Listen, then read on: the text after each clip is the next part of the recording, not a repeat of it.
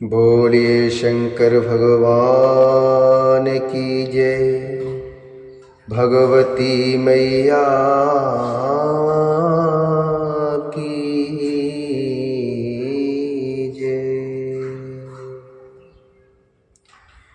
श्री शिव महापुराण के अंतर्गत रुद्र संहिता, जो कि द्वितीय संहिता है, और इसके खंड पार्वती खंड, जो कि तृतीय खंड है, इसके अध्याय 21वें में आज हम प्रवेश करेंगे, और जिसमें वर्णन है कामदेव के भस्म हो जाने पर पार्वती का अपने घर आगमन, हिमवान तथा मेना द्वारा उन्हें धैर्य प्रदान करना, नारद द्वारा पार्वती को पंचाक्षर मंत्र का उपदेश।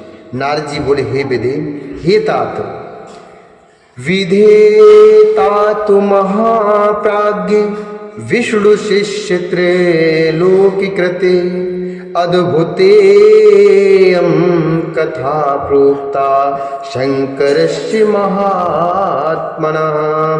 अद्भुतेयं कथा प्रोक्ता शंकरस्य महात्मनः, शंकरस्य महात्मनः। नारद जी बोले, हे विदे, हे तात, हे महाप्राज्ञ, हे विष्णु शिष्य, हे त्रिलोकी कर्ता, आपने महात्मा शंकर की यह विलक्षण कथा सुनाई। शिव के तृतीय नेत्र की अग्नि से कामदेव के भस्म हो जाने पर और पुनः उस अग्नि के समुद्र में प्रवेश कर जाने पर फिर क्या हुआ, वह सब वर्णन मुझे बताएं, वह सब वर्णन मुझसे करें। तदंतर हिमालय पुत्री पार्वती देवी ने क्या किया और वे अपनी दोनों सखियों के साथ कहाँ गईं? हे दयानिधि, अब आप इस सब को बताइए। तब ब्रह्मा जी बोले, हे तात, हे महाप्राज्ञ, श्रृणुता तु महाप्राज्ञ चरितम शशिमौलिनः महोतिकारिकस्यैव स्वामिनो मम चादिराते। महोतिकारिकस्यैव स्वामिनो मम चादिरात। ब्रह्मा जी बोले, हे तात, हे महाप्राज्ञ, अब आप महान लीला करने वाले मेरे स्वामी चंद्रशेखर के चरित्र को आदर पूर्वक सुनिए। भगवान शंकर के नेत्र से उत्पन्न हुई अग्नि ने जब कामदेव को जला दिया, तब महान अद्भुत महाशब्द प्रकट हुआ, जिससे आकाश पूर्ण रूप से गूंज उठा। उस महान शब्द के साथ ही कामदेव को दग्ध हुआ देखकर भयभीत और व्याकुल हुई पार्वती अपनी दोनों सखियों के साथ अपने घर चली गईं। उस शब्द से परिवार सहित हिमवान भी बड़े आश्चर्य में पड़ गए और वहां गई हुई अपनी पुत्री का स्मरण करके उन्हें बड़ा क्लेश हुआ। इतने में ही पार्वती भी आ गई। वे शंभु के विरह से रो रही थीं। इतने में पार्वती भी आ गई और वे शंभु के विरह से रो रही थीं। अपनी पुत्री को अत्यंत व्यवल देखकर शैलराज हिमवान को बड़ा शोक हुआ, बड़ा दुख हुआ और शीघ्र ही उनके पास पहुंचे।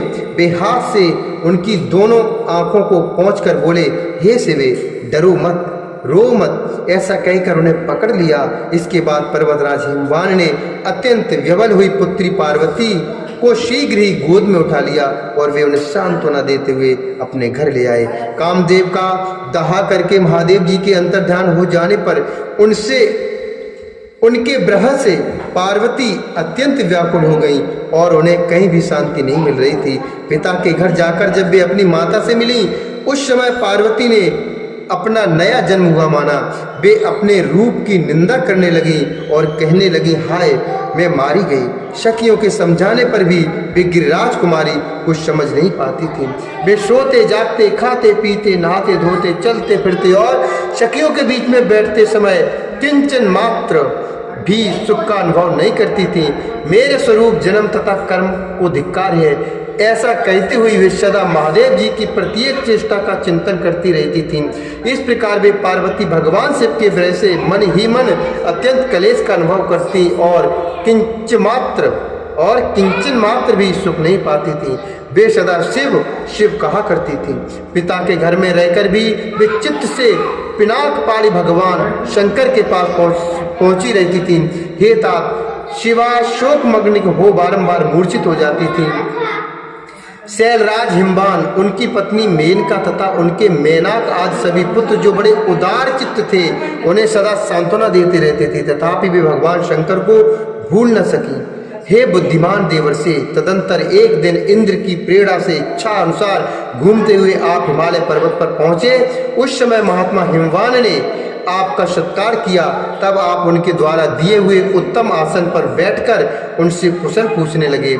उसके बाद पर्वतराज हिमवान ने अपनी कन्या के चरित्र का आरंभ से वर्णन किया कि किस तरह उसने महादेव जी की सेवा की और किस तरह हर के द्वारा कामदेव का दहन हुआ। हे मुने, यह सब सुनकर आपने गिरिराज से कहा कि हे शैलेश्वर, भगवान शिव का भजन कीजिए। फिर उनसे विदा लेकर आप उठे और मन ही मन शिव का स्मरण कर शैलराज को छोड़कर शीघ्र ही एकांत में काली के पास आ गए। हे मुने, आप लोकोपकारी ज्ञानी तथा शिव के प्रिय भक्त हैं, ज्ञानियों में श्रेष्ठ हैं। अतः काली के समीप जाकर उसे संबोधित करके उसी के हित में स्थित हो उससे आदर पूर्वक के वचन कहने लगे। नारद जी बोले, हे काली, शृणु काली वचो में हि सत्यम बच्चिम दयारता सर्वथा हितकरम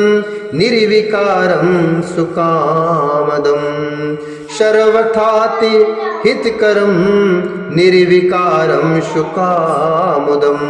नारद जी बोले, हे काली, तुम मेरी बात सुनो। मैं दयावश यह सत्य बता रहा हूँ, यह सत्य बात कह रहा हूँ। मेरा वचन तुम्हारे लिए सर्वथा हितकर, निर्दोष तथा उत्तम वस्तुओं को देने वाला होगा। तुमने यहाँ